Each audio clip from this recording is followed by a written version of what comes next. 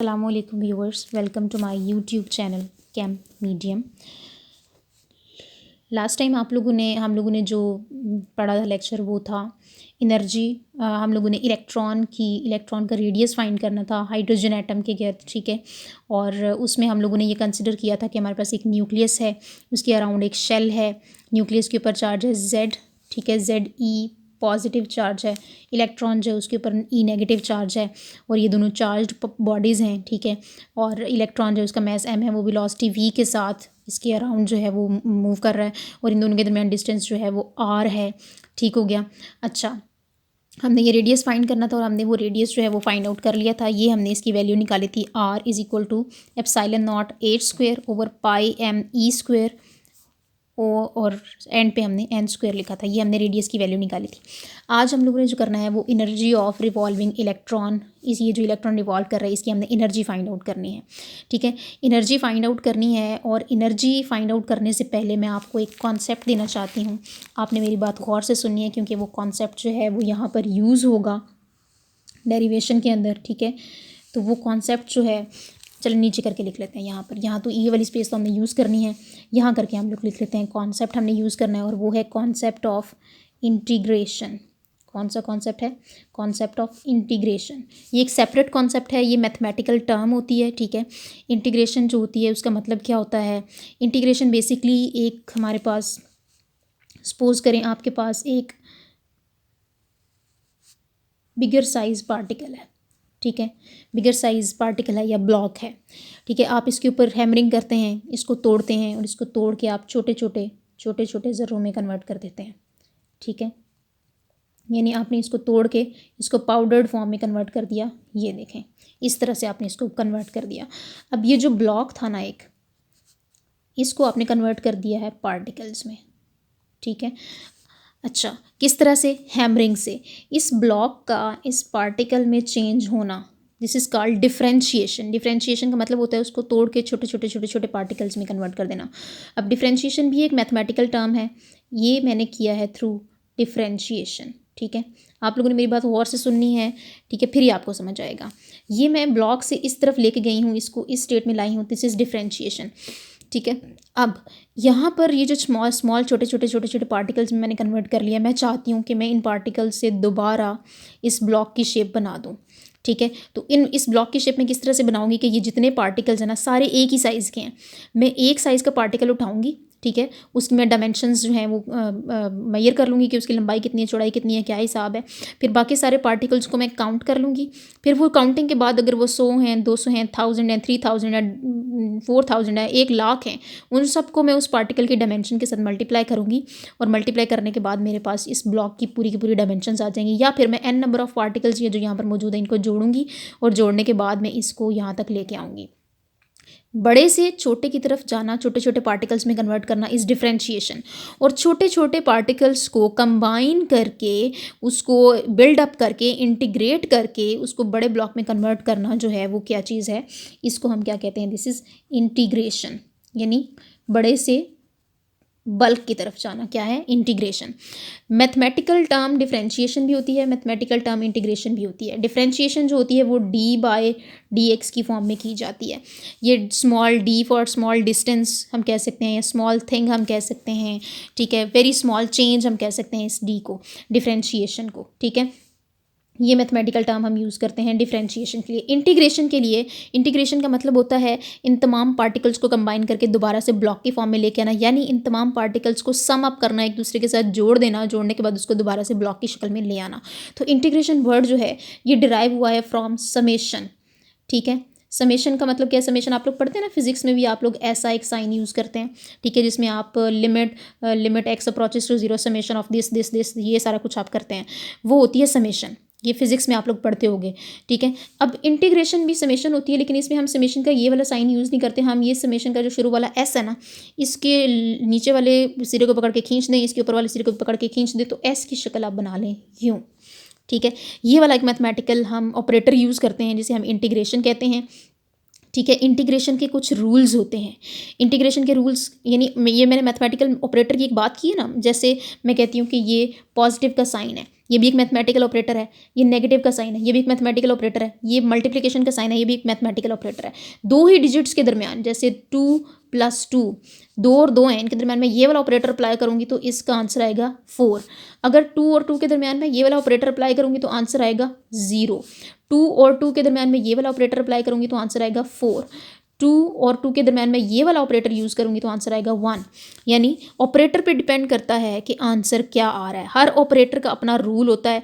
अगर एडिशन है तो उसमें हमने प्लस करना है, ये सब्सट्रैक्शन है तो उसमें हमने माइनस करना है, मल्टीप्लिकेशन है तो उसमें प्रोडक्ट लेना है, और ये डिवीजन है तो उसके अंदर हमने इन दोनों को तकसीम करना है। तो ये ऑपरेटर्स होते हैं जिनके अपने रूल्स होते हैं। सिमिलरली ये डिफरेंशिएशन वाला जो मैंने कहा, इसका भी अपना रूल होता है, और इंटीग्रेशन वाला ये जो साइन मैंने यूज़ किया ना, इसका भी अपना एक रूल होता है। इसमें हम कुछ रूल्स पढ़ते हैं। सबसे कॉमन रूल इसमें होता है पावर रूल, यानी अगर आपके पास एक है वेरिएबल x, आगे उसका dx एक डिफरेंशियल मौजूद है, ठीक है, वो जो डिफरेंशियल मौजूद है, तो इसको हम सॉल्व किस तरह से करेंगे। यहाँ पर लिमिट्स होती हैं इसकी 1 to 2, तो इसको हम सॉल्व किस तरह से करते हैं। इसका रूल होता है कि अगर हमारे पास जो वेरिएबल है उसका ही डिफरेंशियल यहाँ पर मौजूद है तो उसके ऊपर हम लगाएंगे पावर रूल। पावर रूल किस तरह से लगाते हैं, सपोज करें यहाँ पर मौजूद है x², ठीक है, x² है, तो जो वेरिएबल यहाँ पर मौजूद है इसी का डिफरेंशियल आगे मौजूद है, तो इसके ऊपर पावर रूल लगेगा, और वो पावर रूल होगा x किस तरह से 2 में हम एक ऐड भी करेंगे, और ये जो पावर होगी ना इसको हम डिनोमिनेटर में ले जाके डिवाइड भी कर देंगे। ये हमने पावर रूल अप्लाई किया है। और ये जो लिमिट्स होती हैं ये किस तरह से अप्लाई होती हैं, ये इस तरह से हम मॉड ड्रॉ करते हैं। अपर लिमिट ऊपर होती है, लोअर लिमिट नीचे होती है। अब x की पावर 2 + 1 कितना हो जाएगा, x की पावर 3, और नीचे 2 + 1 कितना है 3, और ये मैंने लगाई है अपर लिमिट 2 और ये लोअर लिमिट 1। अब लिमिट्स किस तरह से अप्लाई करते हैं, लिमिट्स भी अप्लाई करनी होती हैं। पहले हम x की जगह पे 2 पुट करेंगे, 2⁻³ माइनस x की जगह पे 1 पुट करेंगे, 1⁻³ तो ये आंसर हमारे पास आ जाएगा 8/3 माइनस 1/3, तो अल्टीमेटली हमारे पास आंसर आएगा 7/3। तो ये आंसर आया है हमारा इंटीग्रेशन का ऑपरेटर अप्लाई करने से, ठीक है। तो ये एक मैथमेटिकल रूल है जिसको हमने यूज़ करना है इसी के अंदर, ठीक है। इसको आपने बहुत अच्छे तरीके से जहन में रखना है। अब हम एनर्जी की डेरिवेशन करेंगे नेक्स्ट पेज के ऊपर जी। अब हम लोगों ने एनर्जी कैलकुलेट करनी है इलेक्ट्रॉन की। अब आप मेरी बात गौर से सुने कि एनर्जी, किसी भी इलेक्ट्रॉन की एनर्जी कैलकुलेट करने के लिए हमने टोटल एनर्जी इसकी फाइंड करनी है। और आप ये बहुत अच्छे तरीके से जानते हैं कि टोटल एनर्जी जो है वो काइनेटिक एनर्जी और पोटेंशियल एनर्जी का सम होती है। टोटल एनर्जी किस किस चीज़ का सम होती है, काइनेटिक एनर्जी और पोटेंशियल एनर्जी का। तो सबसे पहले हम लोग यहाँ पर लिखेंगे ई टोटल, ठीक है, विच इज़ इक्वल टू, जो किसके इक्वल है, ई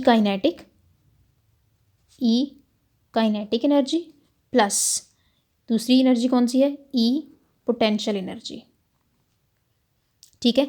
तो ई काइनेटिक एनर्जी जो है वो हमारे पास क्या होती है, हमें पता है काइनेटिक एनर्जी वैल्यू हाफ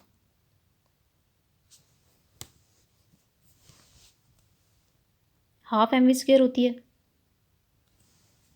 ठीक है, half mv² plus potential energy जो होती है ना, पोटेंशियल एनर्जी के बारे में कहा जाता है कि ये होती है due to position of electron, ठीक है। पोजीशन ऑफ इलेक्ट्रॉन यानी इलेक्ट्रॉन की चूँकि बात कर रहे हैं तो ये उसकी पोजीशन की वजह से जो एनर्जी है उसे हम कहेंगे पोटेंशियल एनर्जी। और ये जो पोटेंशियल एनर्जी है ना, इसकी वैल्यू हम लोगों ने फाइंड आउट करनी है, ई पोटेंशियल एनर्जी। अच्छा, वो कहता है कि ये जो इसकी पोटेंशियल एनर्जी है ना, इसकी वैल्यू हम किस तरह से फाइंड करेंगे। हमने देखना है बेसिकली इलेक्ट्रॉन की पोजीशन को, कि उसकी पोजीशन की वजह से जो एनर्जी होगी वो उसकी पोटेंशियल एनर्जी होगी। अच्छा, वो ये कहता है कि एनर्जी जो है, आपको पता है कि एनर्जी का यूनिट जो होता है वो भी जाउल होता है, और वर्क डन का यूनिट जो है वो भी जाउल होता है। वो कहता है बेसिकली इसकी पोटेंशियल एनर्जी हम किस तरह से फाइंड कर सकते हैं। हम इलेक्ट्रॉन को, ये जो डिस्टेंस r हमें नज़र आ रहा है ना, इससे अगर हम small distance D R distance तक इसे अगर हम मूव करना चाहें तो उस डी आर डिस्टेंस, आर से डी आर मज़ीद डिस्टेंस, डी आर का मतलब है स्मॉल आर, यानी ये तो पूरा आर है ना, इससे छोटा सा थोड़ा सा मज़ीद डिस्टेंस आगे जब जाने के लिए वो डी आर है। तो डी आर डिस्टेंस तक मूव करवाने के लिए हमें जो एनर्जी रिक्वायर है वो बेसिकली वर्क डन है, ठीक है। वो वर्क डन कौन सा है, यानी वो कहता है कि ये जो इसकी ई पोटेंशियल एनर्जी है ना, ये बेसिकली वर्क डन है। और वर्क डन कौन सा है, वो क्या है, work done for bringing the electron from infinity to position r। ये वो कहता है ये इसका वर्क डन है। इस बात का क्या मतलब है, इन्फिनिटी से पोजीशन आर तक। सपोज करें कि ये जो इलेक्ट्रॉन है ये यहाँ पर मौजूद नहीं है, ये इलेक्ट्रॉन इधर कहीं करके मौजूद है, और ये पोजीशन कौन सी है, ये इन्फिनिटी पोजीशन है। इन्फिनिटी पोजीशन इसके लिहाज से, इन्फिनिटी वैसे तो हम अनडिफाइंड पोजीशन को कहते हैं, लेकिन न्यूक्लियस के लिहाज से इन्फिनिटी वो होगी, वो पोजीशन जहाँ पर इलेक्ट्रॉन इस न्यूक्लियस के इन्फ्लुएंस से निकल चुका है, यानी अब इस न्यूक्लियस की इसके ऊपर कोई अट्रैक्शन नहीं है। सपोज करें कि इलेक्ट्रॉन इस इन्फिनिट पोजीशन के ऊपर मौजूद है, हम इस इन्फिनिट पोजीशन से इसको लाना चाह रहे हैं डिस्टेंस आर पे, यानी इस पोजीशन पर इसे लाना चाह रहे हैं। इस पोजीशन पर जब हम इसे लाएंगे तो उसके लिए हमें कितना वर्क डन करना पड़ेगा, वो वर्क डन क्या होगा, वो वर्क डन है from bringing the electron from infinity to position r. और वर्क डन किस चीज़ के इक्वल होता है, वर्क डन पोटेंशियल एनर्जी है बेसिकली, और वर्क डन जो होता है वो किसके इक्वल होता है, वो होता है product of force and displacement. ये बात तो आप लोग जानते हैं ना, according to physics point of view, कि फोर्स और डिस्प्लेसमेंट के डॉट प्रोडक्ट को हम लोग कहते हैं वर्क। अब ये फोर्स कौन सी है, ये फोर्स है कूलम्स फोर्स।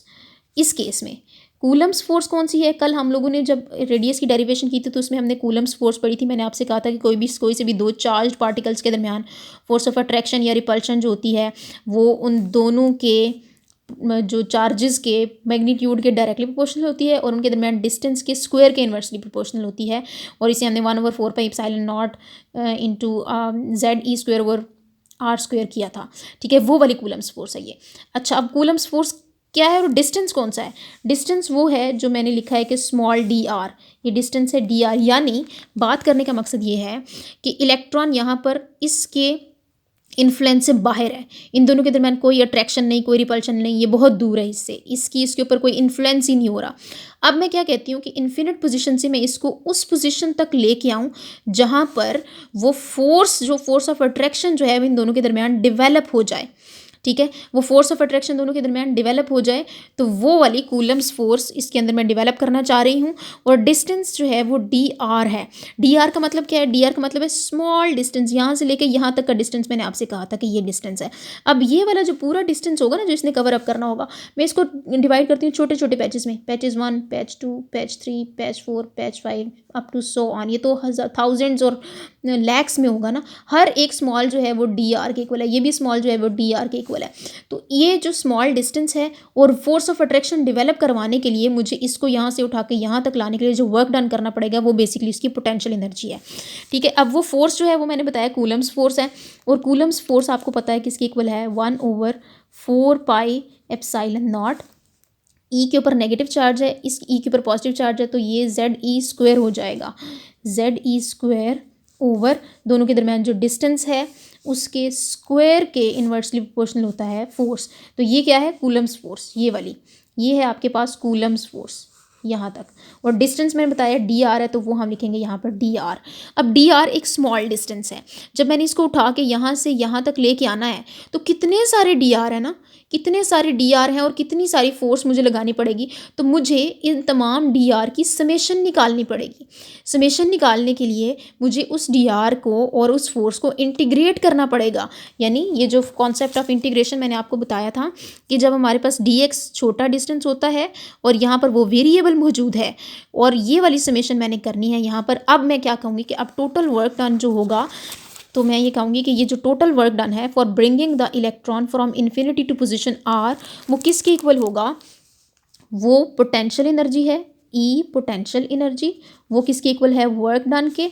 और वो वर्क क्या है, वो वर्क है इंटीग्रेशन किसकी, इस पूरी फोर्स और इस dr की। ये फोर्स क्या है, 1/4πε0 into ZE² over r² into dr। इस पूरे छोटे वर्क डन को dr को मैंने इंटीग्रेट कर दिया। और इंटीग्रेशन की लिमिट्स क्या होंगी, इन्फिनिटी से स्टार्ट लेके मैंने डिस्टेंस r तक आना है, तो इसकी लोअर लिमिट होगी इन्फिनिटी और अपर लिमिट होगी r। यानी बेसिकली इसकी पोटेंशियल एनर्जी क्या है इलेक्ट्रॉन की पोटेंशियल एनर्जी है for bringing the potential energy of this electron, इसकी पोजीशन की जो एनर्जी है ड्यू टू पोजीशन या पोटेंशियल एनर्जी, वो क्या है, that is the work done for bringing the electron from infinity position to position r. और वो जो तमाम स्मॉल पैचेस हैं उनको मैंने इंटीग्रेट किया तो टोटल वर्क डन ये मेरे पास बनेगा। ठीक है, अब इसमें मैंने देखना है कि कांस्टेंट क्वांटिटी कौन कौन सी हैं। कांस्टेंट क्वांटिटीज़ जो होती हैं वो इंटीग्रेशन के साइन से बाहर निकल जाती हैं। तो इसमें कांस्टेंट क्वांटिटी है 1/4 पाई एप्सिलॉन नॉट, ये कांस्टेंट है। जी कांस्टेंट होता है, ई चार्ज 1.602 × 10⁻19 ये भी कांस्टेंट होता है। तो मैं यहाँ पर ZE² को भी बाहर निकाल लूँगी। अंदर मेरे पास क्या चीज़ रहेगी, सिर्फ ये जो एक वेरिएबल है R, वेरिएबल है ना, क्योंकि यहाँ तक ये तो R है और आगे में जी चेंज हो रहा है ना, DR। ठीक है, तो ये वेरिएबल क्वांटिटी है, चेंज हो सकती है। तो इंटीग्रेशन का साइन आएगा यहाँ पर, यहाँ होगी इन्फिनिटी, यहाँ होगा डिस्टेंस R, 1/R² × DR। अब मैंने जो आपको कॉन्सेप्ट दिया था वो मैंने दिया था पावर रूल का। ये मैंने बताया था कि ये पावर रूल है। यहाँ पर मैं मेंशन कर देती हूँ कि this is power rule of integration जो मैंने डिस्कस किया है, x² × dx। अब यहाँ पर देखें क्या है, 1/R² × dr। तो ये 1/R² है ना, इसको मैं ऊपर लेके जाऊँगी तो आपको पता है R की वैल्यू जो स्क्वायर में स्क्वायर है ये ऊपर जाएगा तो माइनस हो जाएगा, यानी ये हो जाएगा ZE²/4 पाई एप्सिलॉन नॉट। और ये आपके पास इंटीग्रेशन का sign from infinity to position R⁻⁻2 denominator में था, ऊपर लेके गई तो इसकी पावर में माइनस का साइन आ जाएगा इंटू DR। अब इसको आप बड़ी आसानी से इंटीग्रेट कर सकते हैं। रूल आपको पता है, मैंने आपको बताया है कि जब इसके ऊपर पावर होगी आगे उसका डिफरेंशियल मौजूद होगा तो हम उसकी पावर में एक प्लस भी करते हैं और वो जो पावर टोटल बनती है उसी से हम नीचे डिवाइड भी कर देते हैं और अपर लिमिट यहाँ रखते हैं, लोअर लिमिट यहाँ रखते हैं। इसको गौर से देखें आप, x² x⁻² 2+1, नीचे भी 2+1, अपर लिमिट यहाँ, लोअर लिमिट यहाँ, फिर हमने आंसर निकाल लिया। अब इसी को फॉलो करते हुए हम इसको सॉल्व करते हैं। हम इसको सॉल्व करेंगे तो इसको साथ साथ लेके आएंगे, ZE²/4 पाई एप्सिलॉन नॉट। इसको जनाब हम सॉल्व करते हैं। अब R⁻² +1 किया था ना, नीचे भी हम इस पूरी पावर के साथ डिवाइड कर देंगे, -2 + 1। ये हमारी इंटीग्रेशन हो गई सॉल्व। अब हम इसे लिखेंगे मॉड की फॉर्म में, अपर लिमिट R है, लोअर लिमिट इन्फिनिटी है। अब इसको सॉल्व कर लेते हैं हम लोग। ZE²/4 pi epsilon not, R⁻² -2 + 1 तो R⁻−1 हो जाएगा, नीचे भी -2 + 1 है तो -1 हो जाएगा। ये अपर लिमिट R है, लोअर लिमिट इन्फिनिटी है। ठीक है, अब फर्दर देखें कि ये माइनस का साइन बाहर आ जाएगा, माइनस इधर आ जाता है। ZE²/4 पाई एप्सिलॉन नॉट और मॉड को सॉल्व करना है। अब मॉड को सॉल्व करने से पहले हम लोग R⁻−1 है तो इसको 1/R कर लेंगे। R⁻−1 है तो नीचे आएगा तो R⁻+1 हो जाएगा, +1 को लिखने की ज़रूरत नहीं है। ये है इसकी अपर लिमिट R, ये है इसकी lower limit infinity. Next step में अब हमने इसकी लिमिट्स अप्लाई करनी है, R और इन्फिनिटी। लिमिट्स अप्लाई करने का तरीका मैंने आपको क्या बताया था, लिमिट्स अप्लाई करने का तरीका मैंने आपको बताया था कि हम पहले अपर लिमिट यानी x की जगह पर अपर लिमिट पुट करेंगे 2⁻³ फिर माइनस का साइन, फिर x की जगह पर लोअर लिमिट पुट करेंगे और 3/3 यानी upper limit minus lower limit, variable की जगह पर upper limit minus lower limit. ठीक है, तो फिर उसको हम सॉल्व करते हैं। तो इसको हम किस तरह से सॉल्व करेंगे, 1/R है ना, R over upper limit R है और लोअर लिमिट इन्फिनिटी है। अच्छा, ये बेसिकली किसके इक्वल था, पोटेंशियल एनर्जी वर्क डन, और वो किसके इक्वल आया है, इसके इक्वल। यहाँ पर हम शुरू से लिखेंगे, यानी हमारे पास है पोटेंशियल एनर्जी, इस तरह रखूँ इसको, ये आपके पास है E potential energy which is equal to work done. और वर्क डन को हम सॉल्व कर रहे थे, हमने कहा कि ये है 1/ माइनस का साइन चूँकि बाहर आया था, 4 पाई एप्सिलॉन नॉट, ऊपर हमने रखा था ZE² को भी, और अंदर अब अपर लिमिट अप्लाई करनी है 1/R के ऊपर, तो वो 1/R की जगह पर R ही पुट करेंगे, माइनस का साइन, लोअर लिमिट अप्लाई करनी है 1/R की जगह पर R, फिर -1/R की जगह पे इन्फिनिटी, माइनस, अब ये बन जाएगी ब्रैकेट 1/इन्फिनिटी। ठीक हो गया, हमने लिमिट्स अप्लाई कर दी।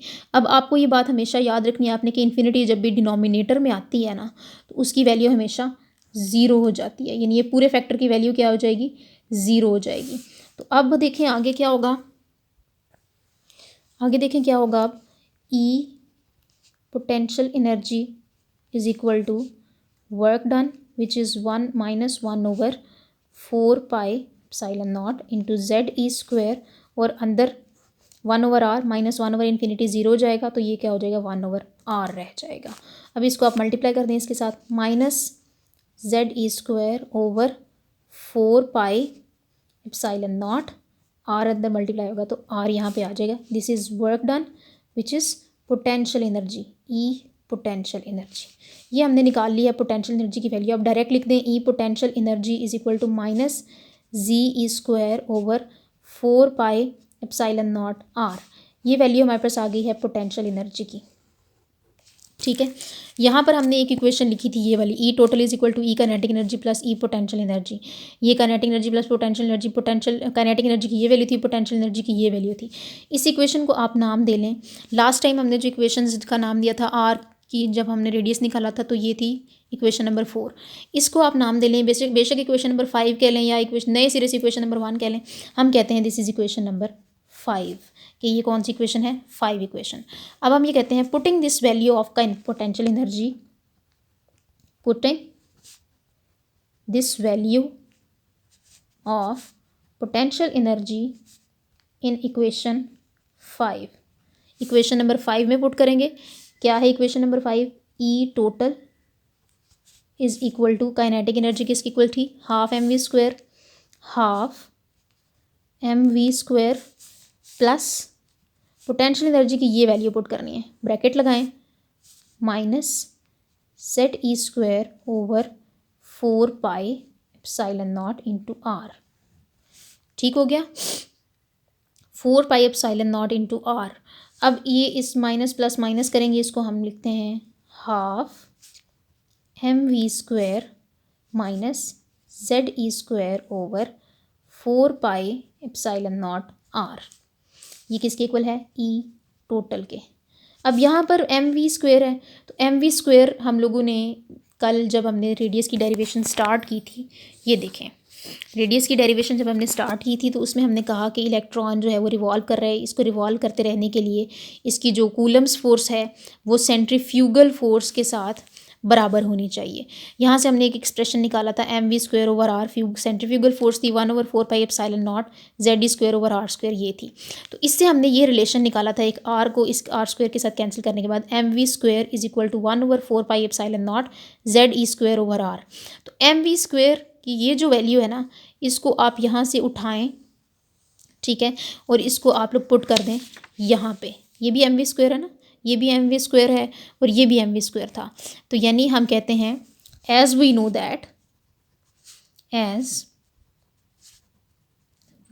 दैट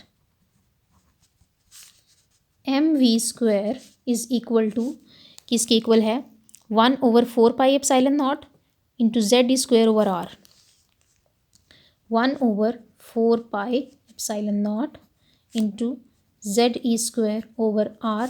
कंबाइन करके इसको लिखेंगे तो ये एम वी स्क्वायर की वैल्यू जो है ये हो जाएगी m we square is equal to Z E square over 4 pi epsilon naught are.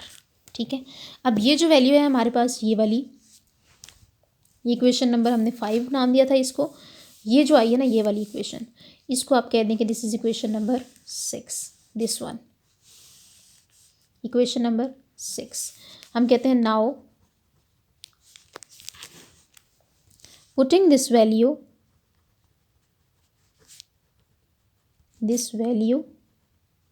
Of M we square in equation number 6। Equation number 6 में पुट करते हैं, E total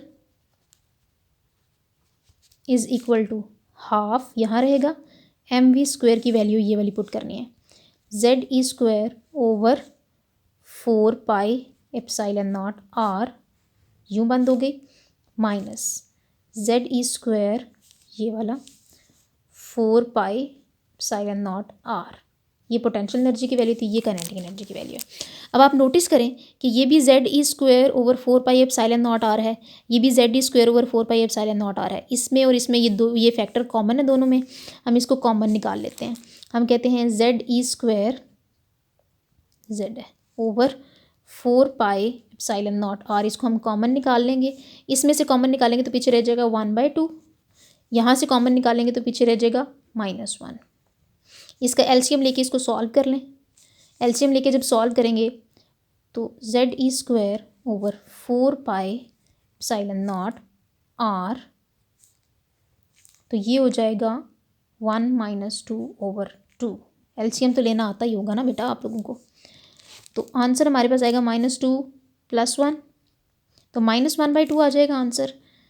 ZE² over 4 pi epsilon naught r, bracket में आएगा -1/2। उठा के बाहर ले आए, मल्टीप्लाई कर दें, माइनस का साइन बाहर आ जाएगा, माइनस ZE² ओवर 2 4 ज़ा 8 पाई एप्सिलॉन नॉट आर, और ये किसके इक्वल है, ई टोटल के। अब यहाँ पर ख़त्म नहीं हुई जी, ये आपके पास एनर्जी की वैल्यू आई है। अब यहाँ पर आर, एक आर फैक्टर देखें ना मौजूद है। अब ये जो आर है ना, आपने आर की वैल्यू निकाली हुई है ना, पिछले कल जो हमने रेडियस की वैल्यू निकाली थी, ये epsilon not h² n² over m pi m e², ये वैल्यू आपने उठानी है और उसमें पुट कर देनी है। हम कहेंगे यहाँ पर हम लिखेंगे we know from equation number 4, from equation number 4 we know that, क्या पता है भाई हमें, हम उसका एक्सप्रेशन लिखेंगे कि आर की वैल्यू जो है वो किसके इक्वल है, epsilon naught n² h² over pi m e², ये वैल्यू है आर की। ये इक्वेशन नंबर 4 थी। अब हम कहते हैं पुटिंग, इस इक्वेशन को आप नाम दे लें, पिछली इक्वेशन को हमने नाम दिया था आई थिंक इक्वेशन नंबर 6, इस इक्वेशन को आप लोग नाम दे लें इक्वेशन नंबर 7, ठीक है, ये वाली इक्वेशन ई टोटल वाली। हम कहते हैं putting the value of R in equation 7। Equation 7 क्या है, E total is equal to minus ZE² over 8 pi epsilon naught, R की वैल्यू पुट करनी है, आर की वैल्यू ये पुट करनी है, epsilon naught n² h² over pi m e²। Pi को पाई से कैंसिल कर दें, बाकी और कुछ भी कैंसिल नहीं हो रहा, ठीक है। तो E total is equal to minus, ये ZE² है, इसको यहीं रहने दें, ओवर ये ME थर्ड वेक्टर है ना, ये ऊपर जाएगा और मल्टीप्लाई हो जाएगा, ME² पर चला गया, नीचे ये चीज़ें जो रह गई 8 epsilon naught epsilon naught epsilon naught square n² h²। अब इसको ज़रा सीधा करके लिख लें, E total is equal to minus का sign ZE² e raise to power 4 m over 8 epsilon naught square n² h²। यहाँ पर आप लोग देखें कि जी की वैल्यू हमें पता होती है 1 होती है इन केस ऑफ हाइड्रोजन, ई की वैल्यू हमें पता है 1.602 इंटू 10⁻19, एम की वैल्यू हमें पता है 9.1 इंटू 10⁻31, एप्सिलॉन नॉट की वैल्यू हमें पता है 8.85 इंटू 10⁻12, एच की वैल्यू भी हमें पता है 6.626 इंटू 10⁻34 जूल सेकंड। पीछे रह गया एन, एन चेंज होता है, एन वेरिएबल है। इस सब की वैल्यू हम जब इसके अंदर पुट करते हैं ई टोटल में, तो ये आता है -2.178 इंटू 10⁻18, और यहाँ 1/n² को हम लोग सेपरेट निकाल लेते हैं 1/n², और ये वैल्यू आती है जाउल्स में, ठीक है। फिर हम इसे किलो जाउल्स पर मोल में जब कन्वर्ट करते हैं तो ई टोटल किलो जाउल्स में कन्वर्ट करने के लिए, पर मोल में कन्वर्ट करने के लिए हम इसे मल्टीप्लाई करेंगे एवोगैड्रोस नंबर से 6.02 इंटू 10⁻23, ये माइनस का साइन यहीं रहेगा, 2.178 इंटू 10⁻18 ऐसे रहेगा, और किलो में कन्वर्ट करने के लिए हम लोग 1000 से डिवाइड करेंगे इंटू 1/n², तो ये वैल्यू हो जाएगी किलो जाउल्स पर मोल में। E total would be equal to सबको कैलकुलेट करते हैं तो 1313.315 ये वैल्यू आती है, डिवाइडेड बाय n स्क्वायर ये वाला, किलो जाउल्स पर मोल। ठीक है, अब ये जो वैल्यू है ना आपके पास, इस वैल्यू के अंदर हम n स्क्वायर की वैल्यू पुट करते जाते हैं तो हमारे पास टोटल एनर्जी की वैल्यूज़ आती जाती हैं। यानी अगर आप इसमें, हमें पता है कि n जो है उसकी value 1 2 3 up to so on इस तरह है। ठीक है, तो हम पहले इसमें E1 फाइंड करेंगे। E1 जो होगा -1313.315 divided by 1 square kilo joules per मोल। तो ये वैल्यू आ जाएगी हमारे पास, उतनी आएगी जितनी है, -1313.315 किलो जाउल्स पर मोल। E2 जब फाइंड करेंगे तो -1313.315, तो n की जगह पे 2 पुट करेंगे, 2 स्क्वायर, ये इक्वल आ जाएगा -328.32 किलो जाउल्स पर मोल। सिमिलरली E3 जब फाइंड करेंगे तो -1313.315 डिवाइडेड बाय 3 स्क्वायर, यानी 9 से डिवाइड करेंगे तो ये आंसर आता है हमारे पास -145.392 किलो जाउल्स पर मोल। सिमिलरली E4 भी आता है हमारे पास, फाइनल आंसर लिख रही हूँ मैं, वो होता है -82.08 किलो जाउल्स पर मोल। अगर हम E इन्फिनिटी की बात करते हैं तो -1313.315 डिवाइडेड बाय इन्फिनिटी स्क्वायर। तो जिस मैंने बताया डिनोमिनेटर में जब भी इन्फिनिटी आती है तो वो क्या करती है, ज़ीरो कर देती है, तो ये हो जाएगा 0 किलो जाउल्स पर मोल। अब इससे हमने क्या कंक्लूजन्स निकाले हैं, इससे देखें कि जब इलेक्ट्रॉन इन्फिनिट पोजीशन पर मौजूद है ना तो उसकी एनर्जी बिल्कुल ज़ीरो होगी। समझ आ गई बात की? यानी जब करीब तरीन है न्यूक्लियस के, फर्स्ट शेल में मौजूद है, तो उसकी एनर्जी इतनी है 1313। ठीक है, और जब E2 में गया है तो इसकी एनर्जी ज़्यादा होगी। आपको पता है ना कि माइनस का साइन, वैसे तो ये माइनस का साइन का मतलब है कि ये जो है ना इसकी एनर्जी डिक्रीज़ करती जा रही है। E2 जब आएगा तो -328 हो जाएगा, यानी माइनस के साइन में ये एनर्जी जो है ये ज़्यादा है। ठीक है, -328, फिर -145, और जैसे जैसे हम आगे तक जाते जाएंगे तो इसकी एनर्जी 0 किलो जूल्स पर, यानी इलेक्ट्रॉन जो न्यूक्लियस के करीब है उसकी एनर्जी कम है, फिर जब वो न्यूक्लियस से दूर जाएगा तो एनर्जी ज़्यादा हो जाएगी, फिर और ज़्यादा हो जाएगी, फिर और ज़्यादा हो जाएगी, लेकिन जब इन्फिनिट पे पहुंचेगा ना तो फिर उसकी एनर्जी 0 हो जाएगी। इन्फिनिट पोजीशन पे जब पहुंचेगा तो उसकी एनर्जी 0 हो जाएगी। ठीक है, अच्छा, अब आगे हम इनका एनर्जी डिफरेंस देखते हैं कि आप E2 माइनस E1 जब करते हैं, E2 माइनस E1, तो E2 की वैल्यू है -328.32, ये है E2 की वैल्यू, माइनस E1 की वैल्यू -1313.315, ये, तो ये आंसर आता है 984.99 किलो जाउल्स पर मोल।